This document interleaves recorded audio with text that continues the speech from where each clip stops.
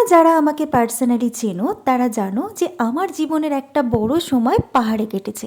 আর এই পাহাড়ি অঞ্চলে প্রথম প্রথম যাওয়ার পরই ওখানকার কোনো খাবারই আমার ভালো লাগতো না।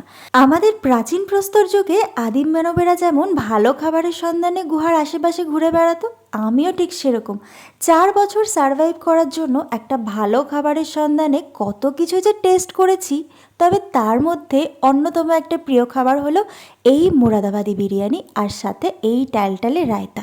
তবে এই বিরিয়ানির পেছনেও গল্প রয়েছে। আমি এমন একজন মানুষ যে কোনো বিরিয়ানির দোকানে গেলেই বলি আগে ঢাকনাটা সরাও, যদি বিরিয়ানির চেহারা দেখে পছন্দ হয় আমার তবেই আমি খাবো। এক্ষেত্রেও তার ব্যতিক্রম হয়নি। কলেজ থেকে ফেরার পথে দেখলাম একটা অদ্ভুত ধরনের হাঁড়ি নিয়ে বিরিয়ানি বিক্রি করা হচ্ছে, নাম কি মুরাদাবাদি চিকেন বিরিয়ানি। কিন্তু ঢাকনাটা সরাতেই এরকম সাদা রঙের বিরিয়ানি দেখে আমার বিরিয়ানি খাওয়ার প্রতি ইচ্ছেটাই চলে গেছিল।